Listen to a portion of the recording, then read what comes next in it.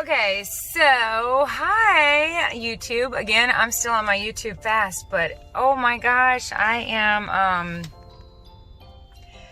still making my way on this journey with you guys. I'm right outside Walmart. I was standing in there texting on my phone. I was texting back and forth with my mom for a long time. I'm out in the evening shopping for one of my sons. I've got a birthday boy tomorrow. I raced out the door and caught a glimpse of myself somewhere and thought, oh my gosh, I look like I have Minnie Mouse ears or like a big bow on my head. This is what you would call an actual literal hair bow. It's a bow made out of hair. Anyways, I raced out the door, not really looking at what I look like, to make it to UPS in time and then run these errands. Who cares? Why am I talking about all this?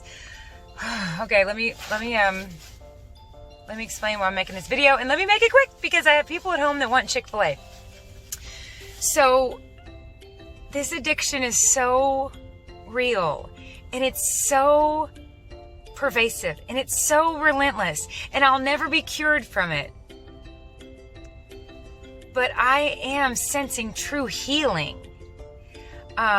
You know, we're the same people in the same bodies that we were when we were kids, but with all our cells regenerating, you know, if every part of, I heard someone say once, like, if you replace every part, is it still the same thing or is it new? Like, we are new. And like in my Happy New You video, if you are a follower of Christ, then you're certainly a new creation. 2 Corinthians 5:17, the old is gone, the new is here.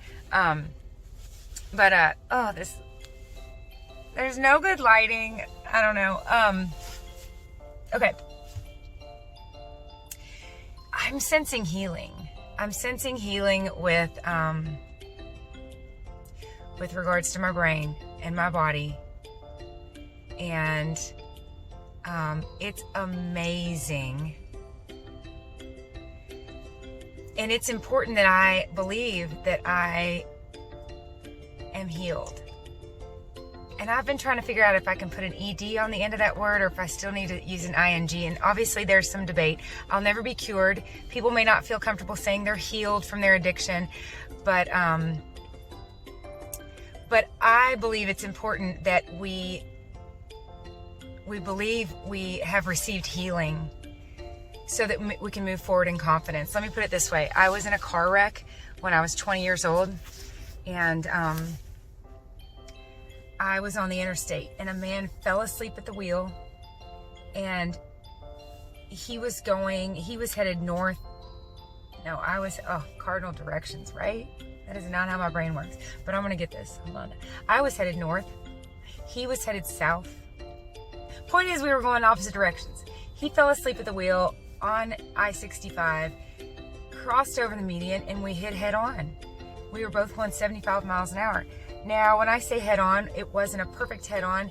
He basically took out my driver's side. My car wrapped around me. I remember spinning. I remember the car going around and around. I have a memory of praying to God to not let me hit my head because my husband, who was my boyfriend at the time, was driving his truck behind mine, and I knew he'd be walking up to my car soon, and I did not want to hit my head. And I remember, like, in a ride at the fair or something, I remember going around and around, and then my car came to a stop, and my hand went through the windshield, and my dashboard pressed up against my knee hard enough to pop my hip out of socket. That was it. I did not get a single stitch. I didn't break a bone. The ball just came out of the joint. The EMTs wanted me to stretch my leg out straight so they could strap me to the stretcher. Or the stretcher? What's that thing called? A gurney? I don't know. I'm afraid one of those is like for you if you're like actually dead. I don't know. Maybe it doesn't matter. So this young guy grabbed my ankle and said, "Ma'am, I need you to straighten your leg out." And he grabbed my ankle and pulled. I'm pretty sure that it's not what you're supposed to do. but I couldn't straighten it out because the ball was not the joint. Anyways, my point is, my leg is healed. My hip is healed. Which is why I just wake up every day and go for it. I just take off running. Who am I kidding? I don't run very often, but figuratively, I take off running, and literally, I take off. I'm active. Every once in a while, I'm reminded of that hip. If I step just right or just wrong, if I twist it just right or just wrong, I'm reminded that it's the right hip, not the left hip. My point is, it's very important that for the sake of how we move through this world, we believe we've healed. We believe that we are healthy, that we are, H-E-A-L-T-H-Y, H-E-A-L-E-D, like that we have received healing, and that we're healed. Again, this disease is so interesting to me, and I'm so grateful. I am a behavior expert. I have a bachelor's degree in special education. I've got a master's in administration. That's basically a bachelor's in behavior and a master's in leadership. So I consider myself qualified to lead behavior. I don't know. I do all day long. I've got 5 kids, lots of behavior, and puppies, which I am not so great at potty training, but whatever. I probably would be better at it if I didn't have so much other behavior I was leading. I digress. I'm fascinated by behavior.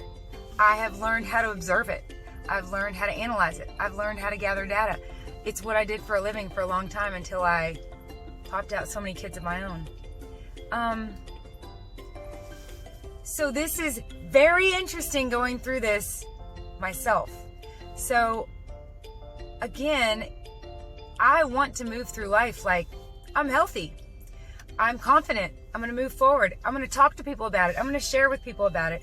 I'm going to answer questions about it. I'm going to ask questions about it. I'm going to move forward as if I don't use anymore. Even though every once in a while, and I believe these moments will get fewer and further between as long as I don't act on them. If I act on them, they'll get closer and more frequent. Until, like my sponsor said, it won't be a hiccup. It'll be a pattern of behavior.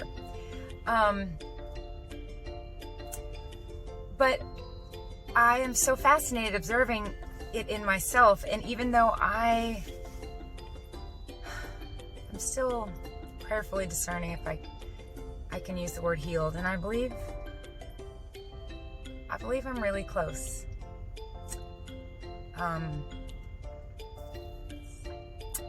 I'm on day 27 right now. I've not binged for 27 days. And before that, it was 57.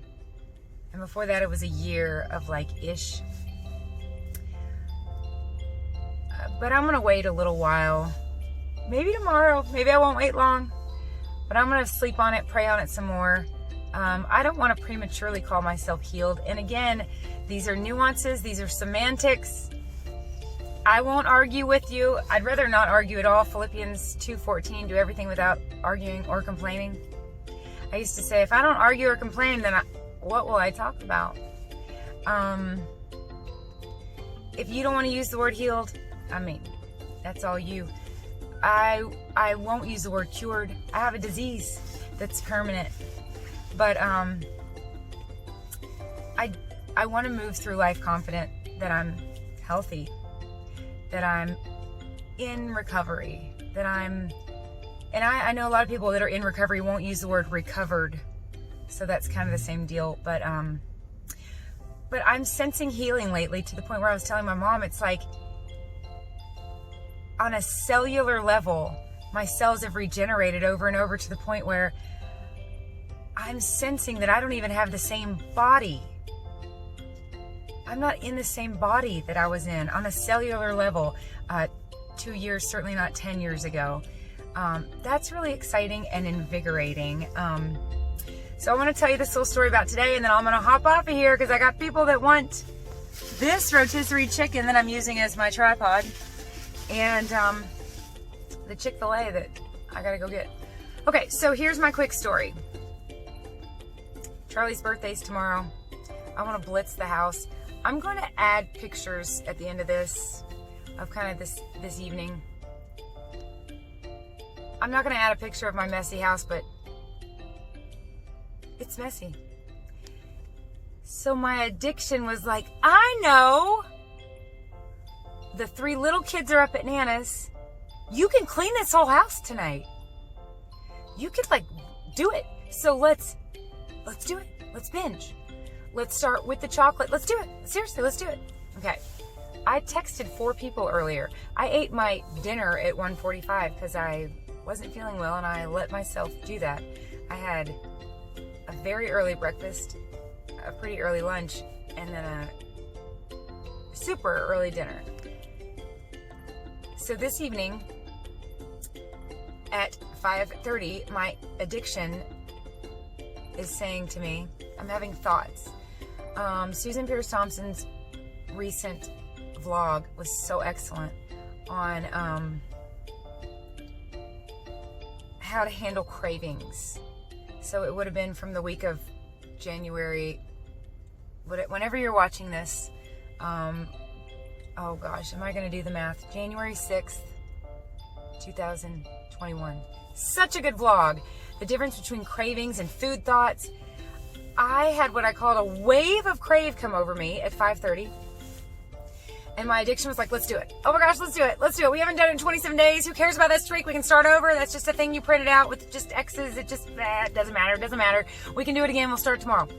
Let's start binging right now so that you can get the house clean for Charlie. Okay, of my 5 kids, Charlie is my number 1 support in all of this. And he's a lab like me.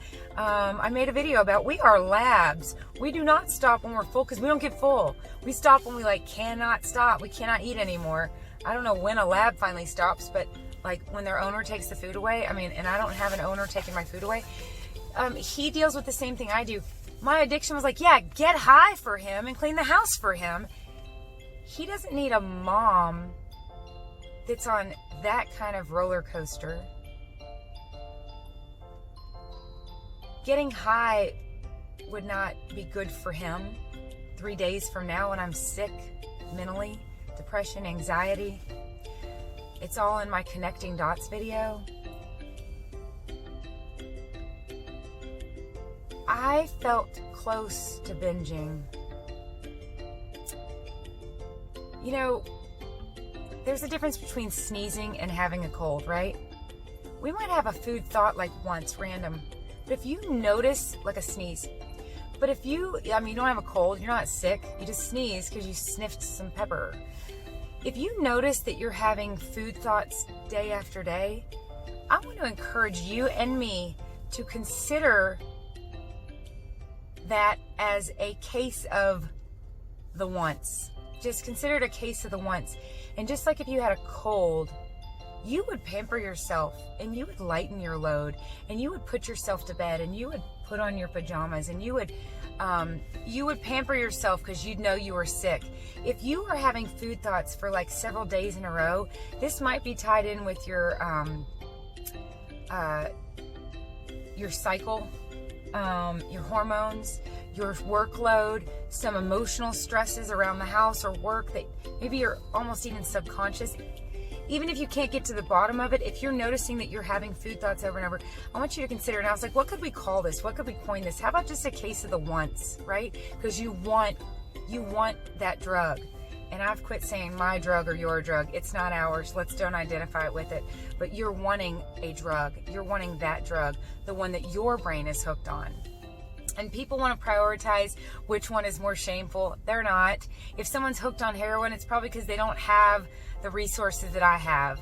I have been able to sit across from therapists and get all kinds of help with all kinds of stuff that is nothing compared to what other people deal with that don't get to go to the doctor and talk about it.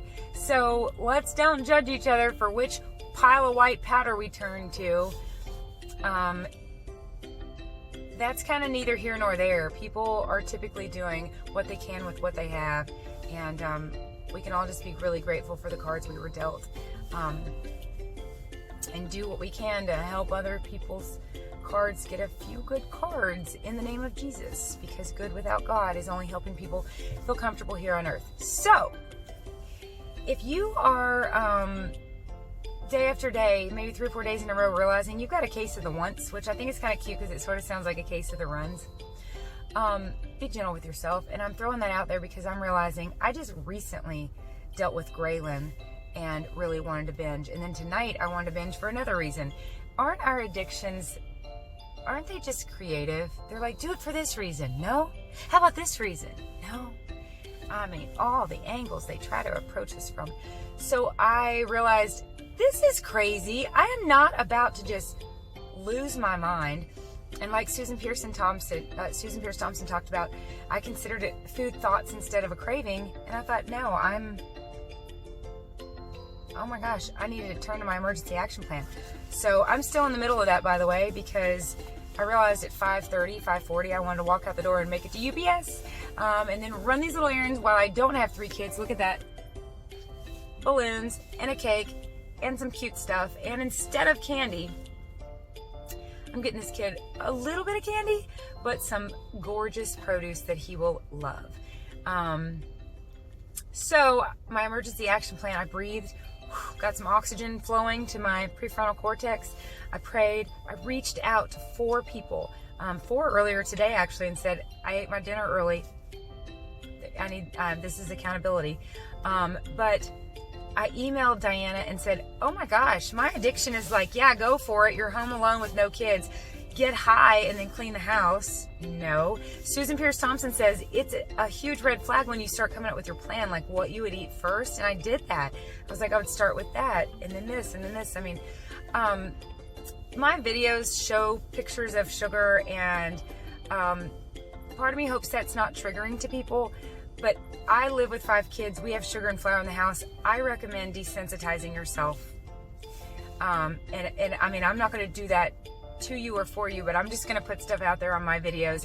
I'm not going to not put pictures of sugar and flour.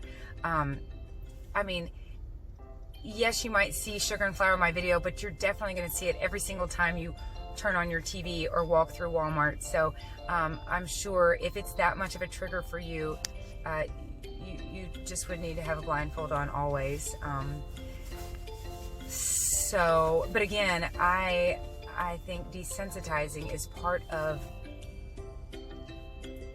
this, I don't want to say game. It's not a game. It's no joke. But it's definitely one of my, it's a strategy of mine. Now there are things that I don't have in the house because it's not worth it to me. Chocolate chip cookies, I don't have them in the house because they are made with salt, and I know that. So the combination of the sugar and the salt and the flour and it is a chocolate chip cookie. Nope, I can't. I don't have them in my house. So I reached out to Diana. I started on my, I prayed. I reached out. I drank 32 ounces of water, which is a huge wake up for your brain. That's why right now, after I get this Chick-fil-A, I got to time this right or I will pee my pants. I'm going to drink this 1.5 liters. Fiji water. I don't really think it's more special, but it's so beautiful with that flower that I treat myself to these on nights like this. I'm going to drink that after I stop at Chick-fil-A. And if I get pulled over for some reason, I'm glad I have on black sweatpants because I will pee my pants. So then I started on my 3-step plan. I was going to empty the dishwasher, fill the dishwasher, and start a load of laundry. I emptied it. And then I realized I gotta walk out the door. So when I get back, I'm gonna do something for someone. I'm gonna repeat my mantra, sugar and flour cause depression and anxiety 7 times. And then, excuse me, I'm going to, excuse me, where did that come from? I don't edit my videos because I want to be real with you guys, but I also don't edit them because I don't want to take any more time to do that. So excuse the belching. I just don't even know what to say. Okay, I'm going to move on. I will, number 7, cry if necessary, which I don't think is going to be necessary. So I took off running. I called my mom. I was like, oh my gosh, I want to tell you, this is so fascinating that my brain was like, hey, I've got this idea. Binge. Get high. I mean, my brain doesn't say get high because I'd be like, what? That's crazy. No, my brain's like, how about we eat? My brain uses words, my addiction, sends thoughts through my brain that are much more benign, maybe a little more like subtle, but they're not so subtle anymore because I'm getting to know getting to know that little guy. And again, I don't personify a whole lot in my brain, because I tell people we don't really have a 2-year-old, we don't really have a teenager. People say, but the 2-year-old in my brain, the this, the that. But this disease is something to really understand and really get to know and be familiar with, so that you can pick up on all those subtle little ways that some part of my brain wants what it wants. And I've said before, we don't want to let the flesh lead us. It will lead us astray every single time. When I used to teach high schoolers, when I was a youth minister, I told them, as long as you're human, you keep your hands on that wheel, you stay engaged. Because if you let go, your vehicle will not keep going straight. It's like as long as we're human, we need our wheels realigned. And if we let go and we disengage and we just think we're going to be on autopilot, we will head off in a ditch every time. The flesh will absolutely lead us in the wrong direction. I promise you that. Someone said once, children are so innocent, and this preacher was like, no, they're not. Look at my kid. They're selfish, and they're this, and they're that, and human beings.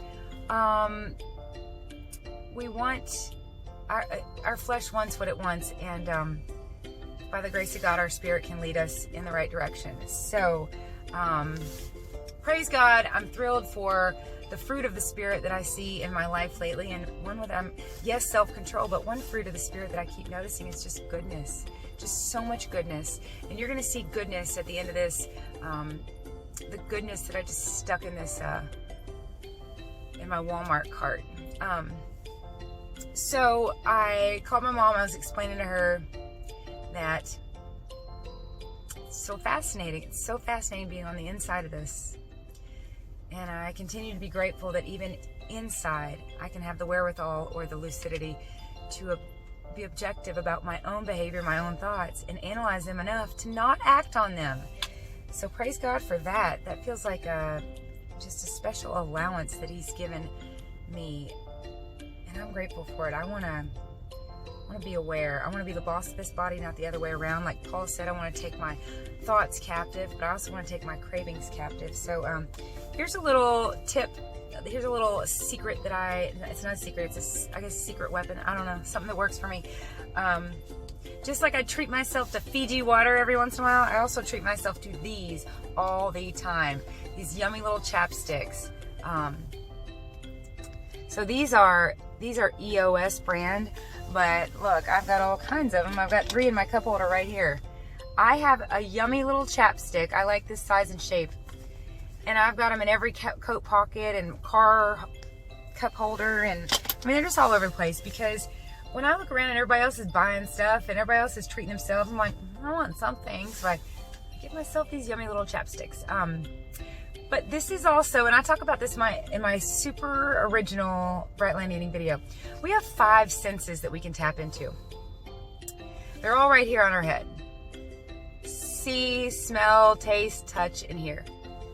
There is so much more we can do to experience life around us than just taste, right?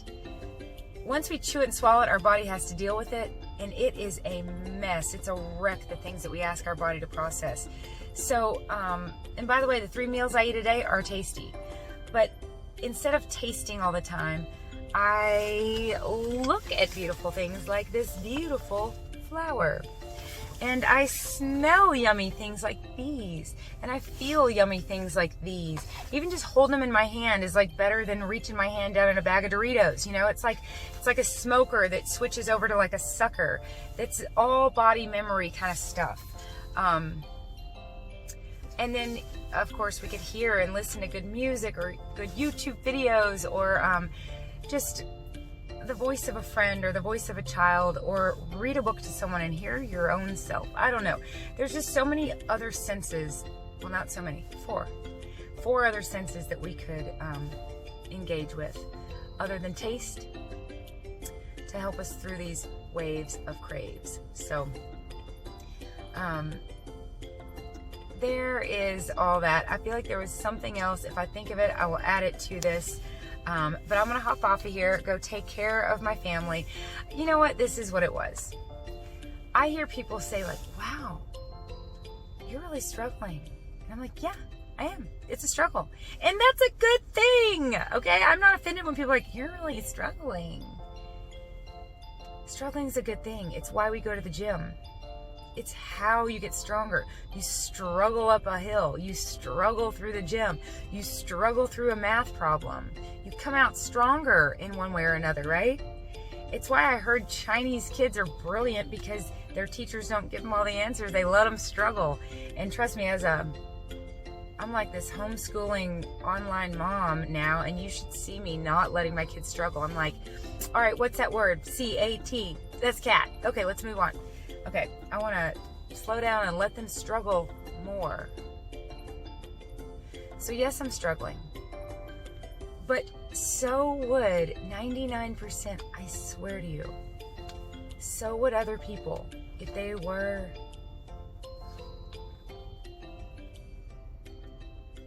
aiming to do what I'm doing, which is make it through life without drugs. So,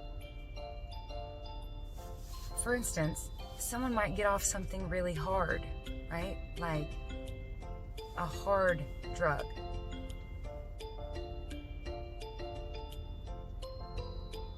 But marijuana, caffeine, sugar, flour, nicotine, alcohol, if they're still turning to those throughout the day, they're still using. So they might not be struggling because there's not an hour going by where they're not using something, like I said in my Connecting the Dots video, to change the way they feel, which changes the way they think. They're happier because they feel better and their thoughts are happier, in a psychological way. So I'm really struggling. It's really a struggle. I set out every day. I wake up every day, and nowhere in my day do I allow myself the drugs that I have allowed myself for 4 decades. And to not turn to them is causing me to have to figure out what to do and where to go and how to cope. And I appreciate this struggle. And I appreciate that while 50 pounds does not get lighter, muscles get bigger. And 50 pounds feels lighter. So,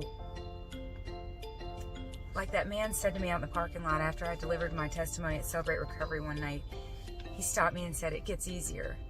And again, the weights don't get lighter, but the muscles get bigger. And I can tell that they're getting bigger. I can tell that I'm healing. And on that note, I'm going to hop off of here. This is me hanging out at Walmart with no kids. These balloons are a lot less needy than a lot of my children. It's been fun hanging out with you. I just wanted to document this this wave of Crave, these thoughts of healing or being healed, and just hope that getting glimpses of my struggle is somewhat of an encouragement to you. I've said it so many times, we are not alone, and we're not supposed to be alone. Don't let yourself be alone in this. That's the note I'm going to end on. Please hear me when I say, do not be alone in this. Reach out, reach out, reach out to someone around you that you can connect with, and just, they don't even have to have any answers. To get the thoughts out will keep them from taking root. Just don't be alone in this. And if you feel alone in this, just know that you're not, because I'm with you. I love you dearly. All right, that's it for now. I'm off of here. Happy birthday, Charlie. I'll add a few cute little pictures. I'm not going to add after pictures of my decorated home, because for one thing, it won't look like that for long. But you'll get the point when you see, well, there you go. That's the point. That's what it's going to look like. Happy birthday, Charlie. I love you guys. Keep up the good work. Keep up the good, hard work. This ain't easy, but we got it together. And it's truly by the grace of God. Talk to y'all later. Bye. Okay, so I'm going to think of it like this. I'm not healed. I am broken. My brain is broke, right? But he that's in me is perfect. He is healed. When we accept Christ and we receive the Holy Spirit, the Spirit dwells within us. We can die to self daily. We can deny ourselves, take up our cross, and follow him. And like Colton Dixon has a song, More of You, Less of Me. And the fruit of the Spirit. So that's Galatians 5, I believe 22. I'll put that down below. The fruit of the Spirit is love, joy, peace, patience, kindness, goodness, gentleness, faithfulness, and self-control. These are not the fruit of us. If you follow Christ and these things are starting to grow in your life, please don't take the credit. Don't think, wow, look, I've mistakenly taught kids at Sunday school. You need to pick which fruit of the Spirit you need to work on. Okay, that is incorrect. It's not the fruit of us that starts to grow. It's not our behavior that we are changing. It's him. It's him growing in us. It's Christ in me. So I'm going to think about it like this. I'm not healed, but he is, and he dwells within me. So as long as 2 Corinthians 12:9, as long as I'm not drawing on my own strength, as long as I'm staying humble and allowing God to truly to take over and take the reins, Jesus take the wheel. Thank you, Carrie Underwood. Then I'll be all right. It's when I want to take over. It's really a spiritual battle. It's a battle between ourselves and the enemy. It's somewhat of a classic, the devil on the shoulder and God on the other, but what a misrepresentation of them being somewhat equal and balanced.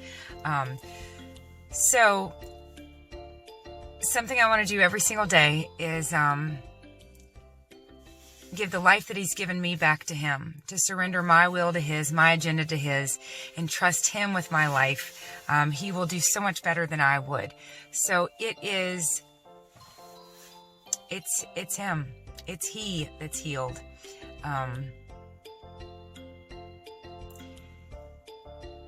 It's his goodness. It's his self-control. And it's my honor to be his hands and feet. So I love you guys. Take care in Christ.